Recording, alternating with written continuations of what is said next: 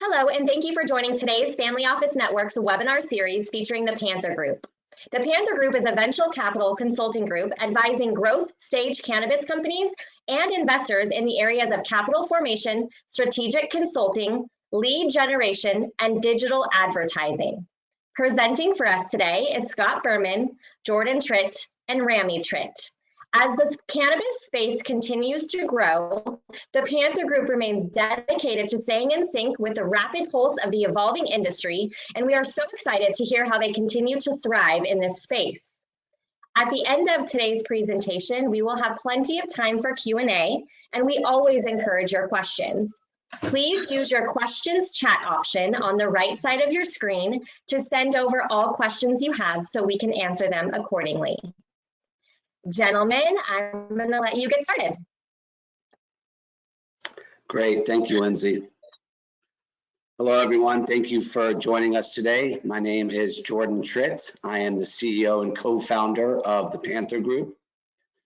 Quick logistical note. As you guys know, this is a unprecedented time that we're all living through, and I'm fortunate enough to be a proud father of 3 children, including a 9-year-old boy who is a big Atlanta Braves fan. Please don't hold that against me. And we were fortunate enough to be able to make it to the opening weekend. And I think I got a little bit too caught up in the enjoyment of the game and lost my voice. So I hope that everyone can hear me okay, but if you don't mind, just normally I have no issue being heard, but just tilt up your volume a little bit, make sure you can hear me. With that being said, again, really excited to be here. My name is Jordan Tritt. I live in Atlanta, Georgia. I grew up here in Atlanta. I went to University of Michigan for my undergraduate business school degree with a specialization in accounting and finance, and then also got my master's of accounting degree. In 2006, I moved back to Atlanta, started out my career in commercial real estate as a financial analyst for a commercial mortgage brokerage company.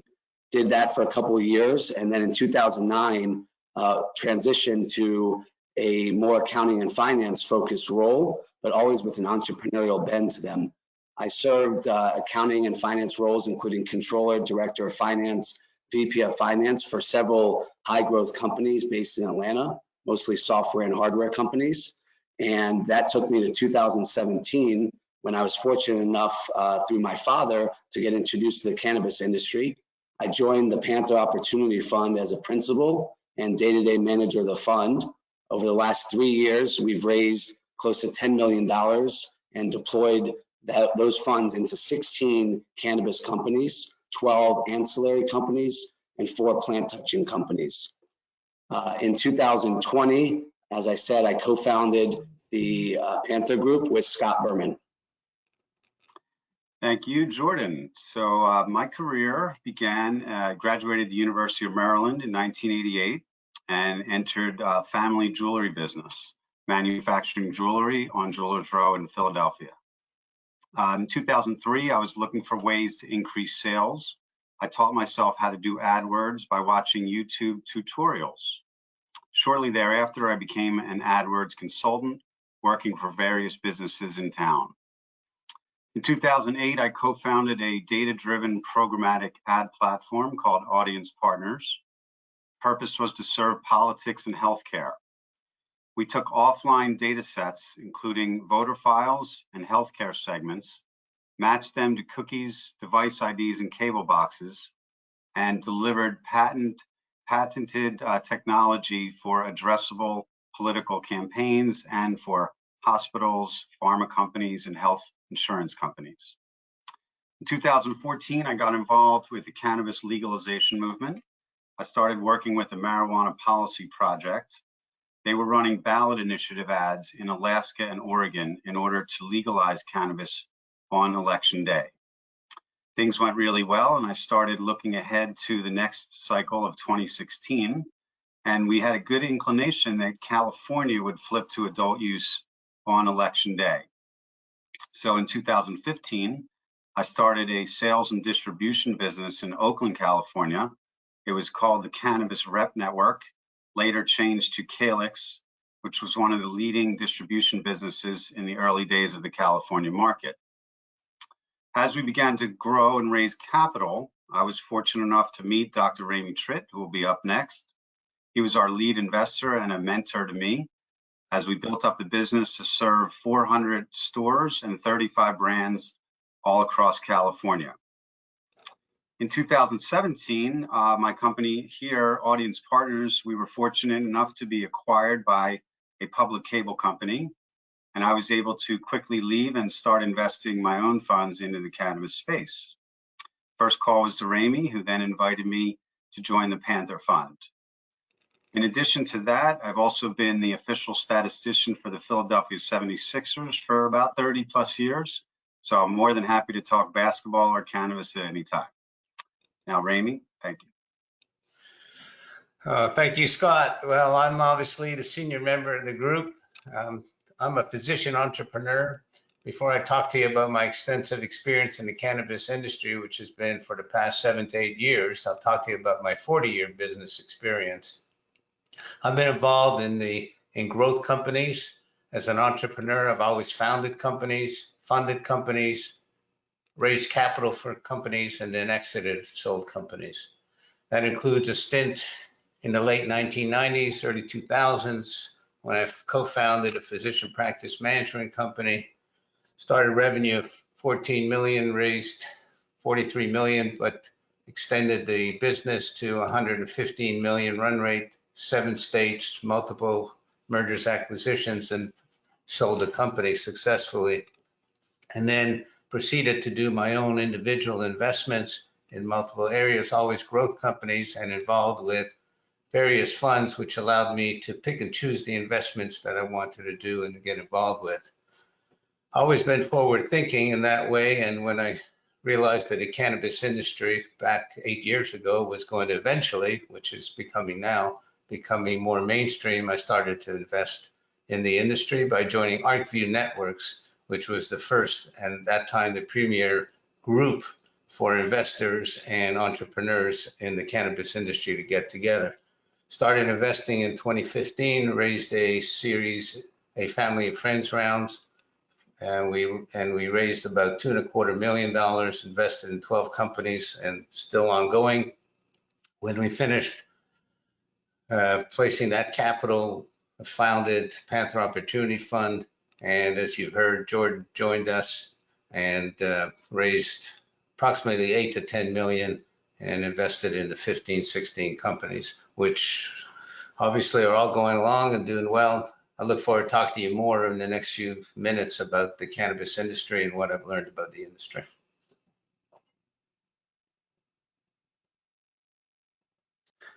So a little bit of background on the Panther Opportunity Fund and the Panther Group.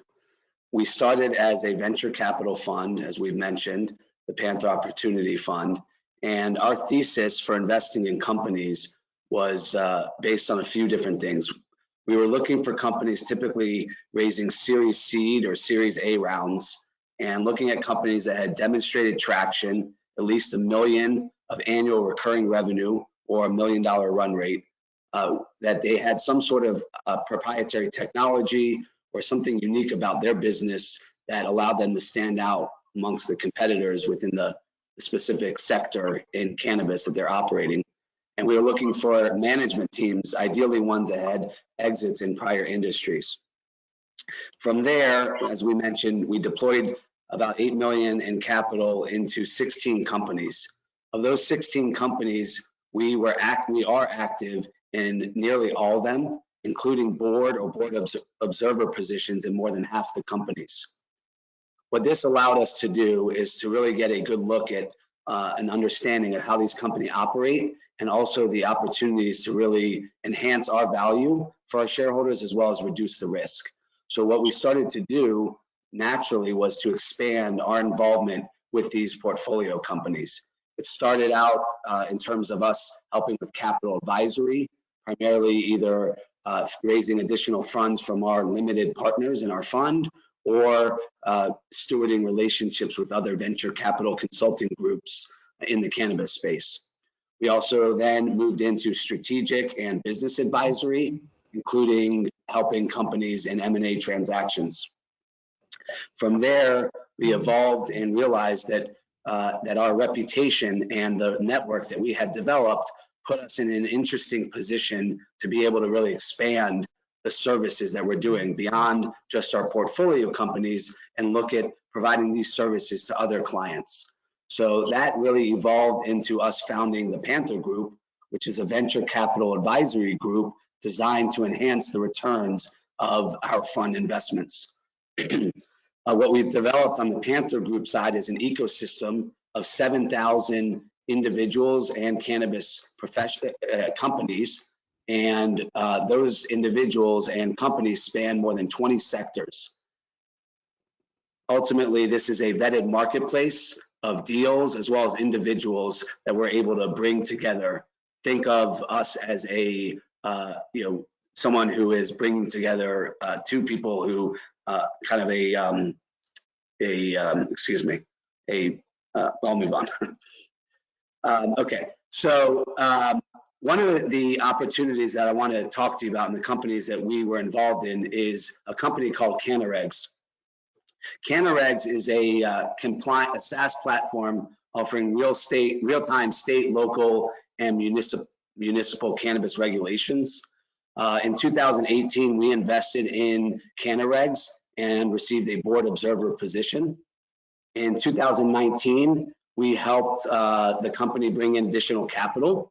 And in 2020, we, at the request of the CEO, became heavily involved and ultimately helped negotiate the sale of Cannabis to Philo for about $10 million. From there, we received a board position in Philo and became active there, including making additional investments and bringing in additional capital. And as of April 2021, this month, Philo recently announced that they just raised $30 million in Series B funding, bringing their total raise amount to close to $60 million. So that's a good example of one of our companies starting as an early investment and then us helping them move along and ultimately get to an exit. Okay, so as Jordan mentioned, we have a 20 plus sectors that we are deployed into. The reason we chose this strategy is to have a diversified and broad portfolio to minimize the risk of any one particular sector. So given the underlying growth of the industry, we are now able to cherry pick companies that are leaders in their particular vertical. We typically pick companies that have significant traction and revenues. And we also spend a lot of time looking for experienced and established management teams that have had prior success in other businesses. So as we deployed capital into these sectors, we began to see a lot of synergies between companies in our portfolio. On the right, you'll see many of the companies that we have invested in. Some of the ones you may have heard of, BDSA, which is a leader in data analytics. You'll probably see them quoted in many news stories. Next is PayQuick, a compliant fintech platform, providing much needed banking services to cannabis related businesses and banks in the industry. This will be especially relevant as the laws on cannabis finance change in the coming months. Pathogen DX started out as a cannabis testing lab technology. They have now expanded to food, agriculture, and most exciting, medical diagnostics. They've been granted millions in federal funding related to COVID and are poised for explosive growth. Finally, Jage Media has created a new trade show called MJ Unpacked. It was started by George Jage, who built the MJ Biz Conference into the biggest show in the industry with 30,000 attendees in the last time in 2019. So MJ Unpacked will now have its inaugural conference in Las Vegas, the same time as MJ Biz in mid-October. So we're really excited to get back out for those things. For more information, you can go to thepanthergroup.co. On the About Us page, you can click on each logo and visit their website to learn more. All right, so here's a map of the cannabis legalization in the US. And the amazing thing is this map is really just from last week and it's already out of date. In the few weeks that we were preparing for this webinar, 4 new states have flipped from medical to adult use. Last night, the governor of New Mexico signed a bill to legalize adult use there. That makes 7 new states just since Election Day. So the pace of change in the country as far as cannabis laws has really accelerated. In addition, we have a very favorable political environment when it comes to changing cannabis laws. The new administration has adopted a more friendly stance towards cannabis, and many cabinet members are openly supporting changing laws. The control of the Senate by Democrats means that legislation will have a much easier time getting through this Congress. We expect action on the Safe Banking Bill, the MORE Act, and other laws in the near future, and this will accelerate the already quick pace we're seeing today. So now it says 17 here, there's now 18 as of last night, and there's 36 medical states. So approximately 85% of the US population now has access to one form of cannabis or another. The projected sales of $22 billion by 2022 does not include black market sales. We all know that they are a huge part of what's currently going on now. It's estimated that 73 billion is the projected growth by 2027. So overall, we're in an exciting time, and we expect things to just get a lot better from here. It's still the early stages.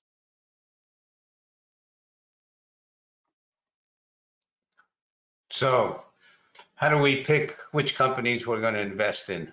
Well, we do have a philosophy, and number one is our ecosystem, which Jordan talked about. With 7,000 companies, individuals in our database, touching high net worth individuals, VCs in the space, in the cannabis space, and some family offices, we really have a unique opportunity of touching so many people in the industry. The other thing that we really drive at is data. Data is real important. Data, financial data, also key indicators data. We're really data-driven individuals. So even though we may like a company and love it and love the people and the management company, it's really data drives our thing, drives our investment thesis. And the other thing is knowledge. I mean, we're always learning, always seeing things. The industry keeps changing, but we're on top of it in terms of insight into the space. And that's what leads us to the next thing I want to talk to you about, opportunities.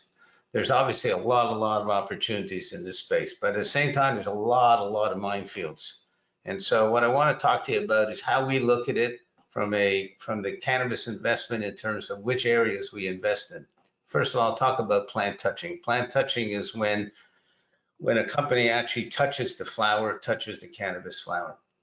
There's opportunities there, but again, I'm going to tell you a lot of minefields. For example, in existing states like California, if you want to buy an entity, you want to get involved in an entity, you got to check the license.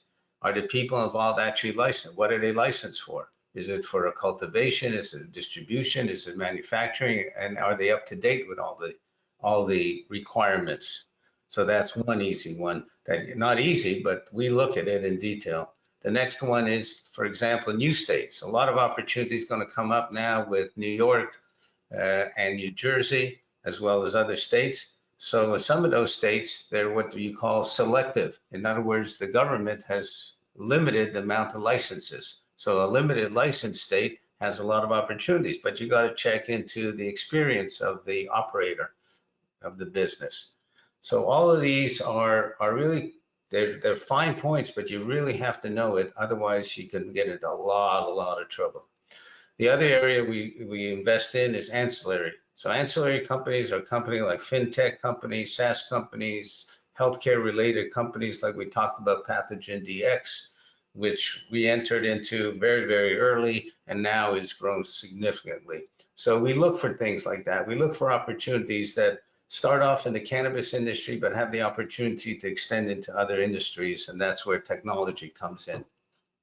And we obviously IP, intellectual property, is really critical. So that's obviously a bonus. Finally, of course, there's real estate. A lot of these companies are successful and they need to get capital. Well, in today's world, you can't get capital because still, from a federal legal standpoint, it's not a legal industry, which is something to remember. because it's state legal, but not federal legal.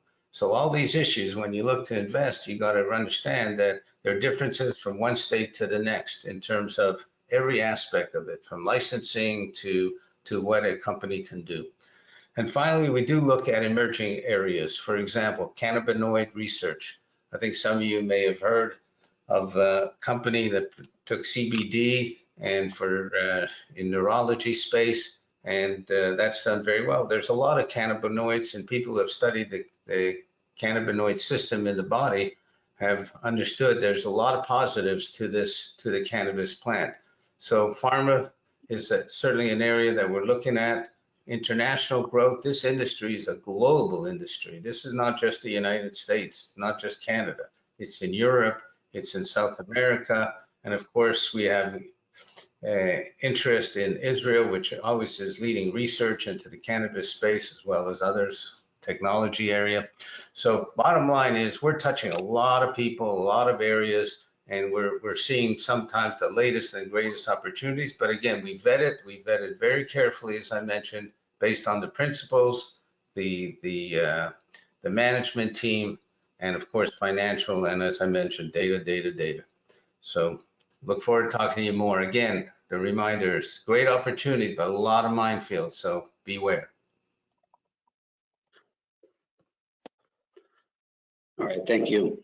So the next phase of our presentation is going to be talking in detail about 3 companies that either we've invested in or are clients of ours that we're raising money for.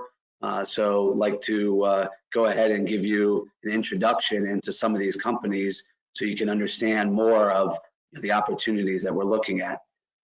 Along with this, I hope everyone had a chance. Lindsay sent out in advance of the webinar, and it will be included in the follow-up email as well, a link to a 2-minute video, just 2 minutes, about abstracts. And it's a really great way to understand the unique aspects of the companies we're dealing with, the opportunities within the cannabis space, as well as outside the cannabis space. You know, what's interesting about cannabis is it's a high value crop. So there's a lot of research and technology that can, economically, it can work with a high value crop like cannabis. And then you can take that know-how and IP and apply it to other challenges in other industries, like we were alluding to with Pathogen DX. So with that being said, I'll go ahead and give an introduction into Abstracts Technology. Abstracts Technology was founded in 2017. It's based in Tustin, California, Southern California, with a Type 7 cannabis license lab in Long Beach, California. Abstracts Tech is unique because they are the only terpene company studying the cannabis plant. What they've done with their 3D proprietary metabolite technology is they've identified over 400 compounds within the cannabis plant. The cannabis plant is the most abundant source of terpenes in the world. What are terpenes? You probably don't know. Terpenes are compounds that modulate the effects of products, and they provide consumer packaged good products with the flavor and fragrance. So you think of wine, you think of flowers, aromatherapy, all that has to do with terpenes and the effects that it has. So what Abstracts is doing is they're taking the cannabis plant, they're understanding it with their technology, identifying it to a very minuscule level, and then determining ideal ways to formulate new products. And then they took those formulations and terpenes and sell those to their end customers. Very, very interesting company. As I said, they started out in the cannabis world and now are branching out into beverage. They actually just announced one of their companies, Fifth and Root, which was a cosmetics line, was sold to a MSO. So a lot of interesting things happening with Abstracts. Their next raise, we just completed a convertible note. Their next raise will be a $5 million Series A coming in fall 2021, and target valuation is $30 million. In terms of their products, as I mentioned, they have various terpenes, oil soluble, water soluble, powderized, and then they're taking those terpenes and selling them to vape companies, beer companies, as you can see over to the right, some of the cannabis companies they're working with, as well as Anheuser-Busch and other leading alcohol and beverage companies. Abstracts, as you saw, is selling to 1,400 customers across 37 countries. Because their products are not actually cannabis products, they're just they find sources of it in botanically derived sources, so they are able to ship their products legally across state lines and across the world. Next will be Scott, who will talk about Healy. Thanks, Jordan. So Healy is a B2B telehealth service. They were founded in 2016 and the original purpose was to provide telemedicine for medical marijuana card signups. So you could virtually connect with a doctor and get your medical card. They grew that to 20 states, and they have now since pivoted to become a service and software platform for alternative medicine clinics. They offer a HIPAA-compliant clinic in a box for alternative medicine providers. They currently have over 50 B2B customers with access to 300,000 patients. That's actually a small fraction of the clinics that exist today, so there's a lot of growth ahead. They offer video conferencing, intelligent routing, payments, lead gen, appointment scheduling, and just the overall digitization of alternative healthcare medicine. This was actually a really good business before the pandemic, and now it's absolutely taking off. A lot of states have now legalized more telemedicine services, and that has enabled part of their growth. So basically, all on one platform, you have on-demand doctor consultations and a robust marketplace for products. So you have an appointment with a doctor, they recommend a medication, within a few clicks, you're ordering and it's on its way. They have now branched out into working in the psychedelic space by offering a platform for ketamine therapy clinics. And that should be a pretty good growth engine in years to come. In 2020, their GMV was about $5 million, and they expect 15 million projected in 2021. The exit strategy is a strategic sale, an M&A into a SPAC, or eventually an IPO. Currently, they're offering a convertible note of $2 million. 1 million is already spoken for, so there's room there. In total, capital raise has been 5 million, and they are now at a 13 million pre-money valuation. Okay, I think we can go to the next. So Pure Harvest is located in Dumont, Colorado. We really like this company for a bunch of reasons. First of all, they're publicly traded. That provides access to liquidity and a huge upside due to the fact that they've been flying under the radar. In recent months, valuations have seen huge increases, and we expect that trend to continue as more states come alive and thriving new markets are developed. You know, we've been involved in the public space now for about 4 years, and we have a good feel for where the trends are going and taking place. And another reason we like this company is because they've been quietly accumulating assets, developing brand loyalty in Colorado, which, as you know, is the most developed adult use state based on its early start. In cannabis, if you can make it in Colorado, you can make it anywhere. So right now, they're currently selling into large percentage of the retail stores there, including the top chains that have many locations. So this current round is a $5 million round for growth and development, and the valuation is currently at $30 million based on public markets. Here's some of the key assets that currently exist that make this a really attractive deal. First, there's 6 cannabis licensed assets in Colorado, including cultivation, extraction, and retail. They now own a license in Michigan and will soon be operating there. They've also developed a house of brands under the Legends Investment Network with a focus on taking these brands out of Colorado, launching them in Michigan, New York, New Jersey, and other new markets. A lot of celebrities are attached to those brands, which should provide a pretty good launch. Later this year, they'll be launching a hemp-derived CBD seltzer. And finally, they have a patent-pending technology to convert Delta-9 into THC cannabis products that are now legal in 47 states. In addition, this process will take the cannabis plant from one form or another in order to drastically cut production costs. So, being a public company, we really like where they're positioned. I just wanted to mention an experienced management team. They have a great product and they're really doing well. So we're looking forward to working with Pure Harvest. That's the end of the deals that we currently have for you today, but we do have plenty of others. We have a library of deals. We're analyzing them daily, and we will be in touch at some point with more exciting projects. And finally, coming in 2022 is Panther Fund number 3. We need a little bit more time to go by, but we're focused on that going into the new year. We feel like the cannabis space every 6 months is like 2 years in a normal business. And we feel, although this is a pretty developed industry, it's still in many markets the 2nd or 3rd inning. So we're super excited, and we'd love to talk to you more later. I think we're ready for questions, yeah?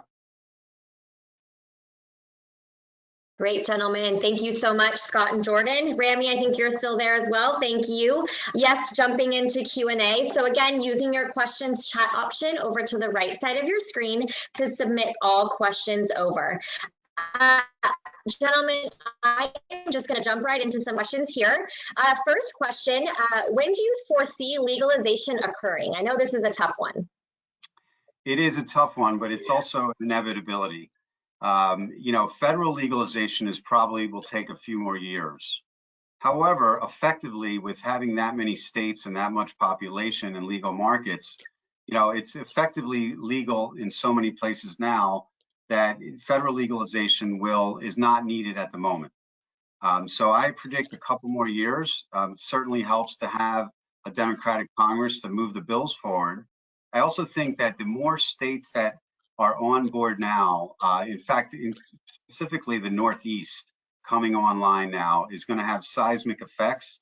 And I think that'll move the federal government closer towards full legalization.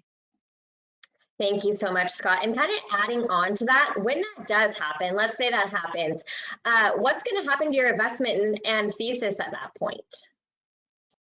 Yeah, so, like Scott said, this was something that when we got into the space, and certainly I did in 2017, it felt at that time like this was inevitability. So from the beginning, we've always planned that at some point, federal legalization will occur, and the question is, what are we going to be left with, and where are our portfolio companies going to go at that point? Because we do know a lot will happen. So one thing for sure is that we are extremely focused on speed to market and on achieving growth really quickly. There is nothing that can replace market share, customer relationships, brand, ambassadorship, all that brand reputation. So for us, any company that we're getting involved in, that's why we're in the capital game, because we're in the game of providing them capital so they can go ahead and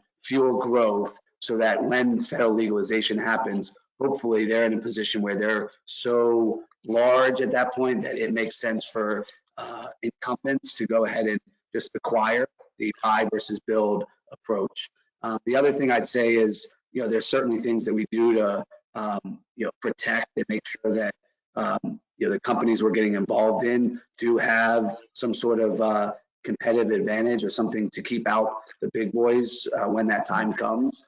So you think about Pathogen DX, right? This is a company that from the beginning set out to change the way that pathogen detection was done, away from the Petri dish model of waiting 3 days to being able to test lots of different things rapidly in the course of a day. And here we are, in a situation globally where that technology is applicable. So we're dealing with lots of companies that aren't just doing things in cannabis, they're doing things that are unique in the world. And so we believe that the combination of the size, the speed with which we're going to get them there, and what they look like at the end and their value will make them attractive for acquisition versus them just going away. Fantastic, Jordan. Thank you. Rami, did you want to add on there?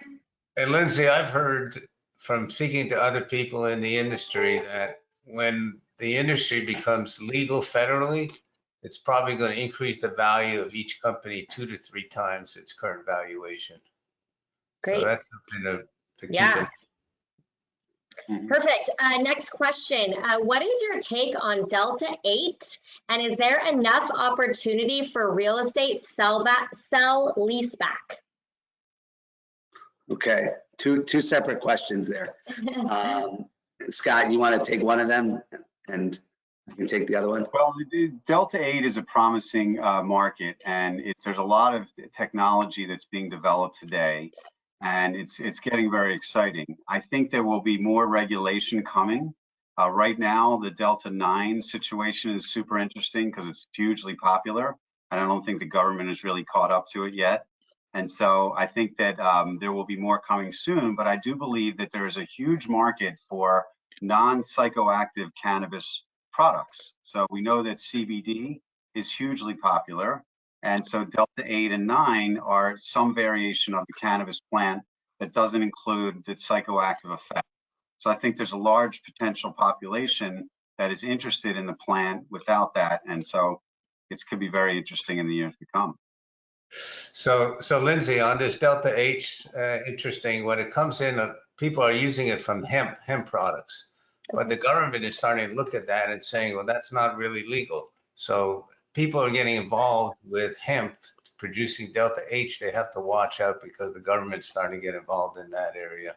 So for those involved in hemp and Delta 8, be careful. Thank you for that feedback. Appreciate it.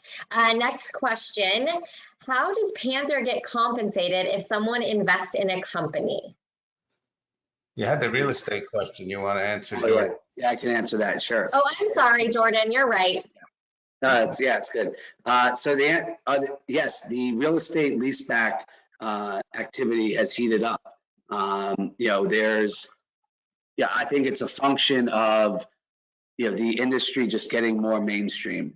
Here we're in Atlanta, myself and my father, right? This is a real estate heavy town. It's a conservative area in general, right? The South. So, but at the same time, like the first place that people who want to get exposed to the industry but aren't necessarily comfortable getting in right away with the plant touching, they do want to be one step removed. Real estate is that classic example, and there's definitely opportunities as new states open up to repurpose existing real estate into cannabis and make it a high value real estate play. So there are definitely opportunities for that. In terms of how we get, go ahead, Rami. What is that? I was going to say, if somebody's really interested on the panel who's talking to us and interested in real estate, just let us know, because we'll definitely find you great opportunities in that area. Great. In terms of how we get compensated, so that's a good question. So we are unique. We know that about ourselves. As we said, we started as a venture fund and have now added on this advisory piece. And really it came out of a need more than anything, just because we were working with these portfolio companies, and rather than us going and trying to find someone who can do digital advertising for a portfolio company, we have my partner Scott Berman, who's started and sold a digital advertising agency. So that's the interesting opportunities within cannabis, is everyone comes in with their own kind of background, and there are opportunities to really dive in and add value across a number of different ways. So with that being said, our typical engagement from a company perspective is we'll get a combination of cash into like a retainer, not cash, but a retainer, and warrants. And the reason we do it that way is very low on the on the current income side, much more on the end side, because we want to align our objectives and deliverables with the company's increase in value. And so that's where we tell our companies, look, we're going to sit right next to you as a partner. We're going to invest, and in a lot of cases, we're going to roll up our sleeves and provide value in a number of areas, introduce our relationships. So we want to add all that, and we look to get compensated largely in the form of increased value with the company over time. Fantastic. Next question, why are politicians in red states continuing to push back legalization? Did you say push against legalization? Push back, so yeah. Push back, okay. Well, it's interesting. Traditionally, this is not a red and blue issue, cannabis. It's more a question of older and younger generations of politicians. So I think in some red conservative states, there's certainly the old school mentality that cannabis is harmful or a gateway drug, or they just don't fully realize the potential. So the interesting thing, though, is there are plenty of red states, such as Montana, and I believe South Dakota, that recently flipped into cannabis states. So we are seeing the red states come along. We also have a lot of friendly governors that are Republicans that are in favor of cannabis for tax and job reasons and smaller government. So it really is one of the few bipartisan issues that we see today, and that bodes well for the near future. Fantastic. I just read a statistic that said 43% of the US population lives in states that have legal adult use, as they say, just for fun. So the point is, it's a trend that is not changing. It's just going full steam ahead. So legalization is coming. It's just a matter of when, not if. Yes. And how long will someone have to evaluate the opportunities that you offer? So we typically vet deals and analyze them and provide, as much information as we can. So, the typical time is 30 to 60 days when a new opportunity comes up. I will say things are happening faster than they used to, but we are more than happy to spend enough time to introduce you to the team that's running the company and understand all the numbers associated.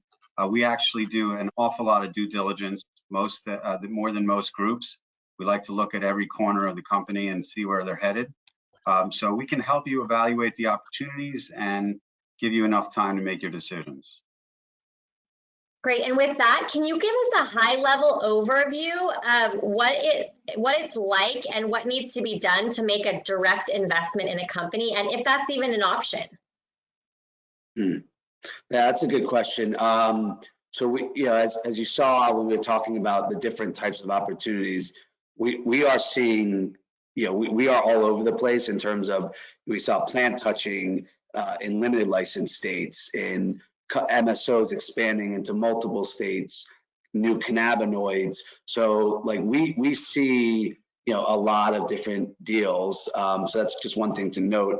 In terms of getting in, there are some of these deals that are really competitive, like especially in the, the new emerging ones, because the performance of these companies, like, in the psychedelics, which is, it's tangential to cannabis, but very different because it's going the federal path actually of, that versus cannabis is more the ground up, groundswell. So it's evolving differently, different types of investors, but it's also, extremely fast growing. So there are opportunities that you can only get in kind of through groups like us. But, we are flexible. We try to, carve out spaces for our investors, especially if there is someone that wants to roll up their sleeves. Companies are always looking for active strategic investors. So if, we've got an investor who wants to write a sizable check and also wants to really, bring their expertise, that's something, because we are involved with the companies typically at, at the senior management level, we can, create unique opportunities for investors, to get involved in the space because of our relationships and because of the breadth of deals that we see. So, like my dad said, Ramey said, feel free to reach out to us. We're really open to conversations. We want to educate. We understand that the opportunity in this industry is all about educating, people about what it is, and the people don't understand it. And that's why we were excited about joining the family office webinar and, and getting in front of the audience here, because, these are impactful people who can make a difference, and letting them know what's happening in the industry and the quality of operators and the quality of investors that are here. We're really trying to do this the right way, and it takes a village. Yeah, I just wanted to add one quick thing to that. We have a lot of opportunities that we can show you. There's monthly newsletters that'll be coming out. We're going to develop a password protected webpage with data rooms where you can see all the latest deals. And I just encourage you to reach out and contact us. We love talking about the space. We really like making friends. We like making money, but we like making friends too. And we like to introduce people to other people. We've been around for a long time, so we have a pretty big network. So feel free to reach out, and we'd love to help you on your journey into cannabis. Great, gentlemen. Thank you so much. That seems to be all the questions for now. Is there anything that you would, let's see, actually I have one more question, it looks like. Do they have any big plans for, I'm not going to read that, never mind. Silly, we joke there, thank you. We have big plans. Yes, we have big plans. Oh, funny. All right, gentlemen, it was a pleasure having you. To everyone that attended, my name is Lindsay with Family Office Networks. I will be following up with all of you individually to see if there's any additional questions. I would love to personally introduce you to Jordan, Scott, or Rami, myself as well.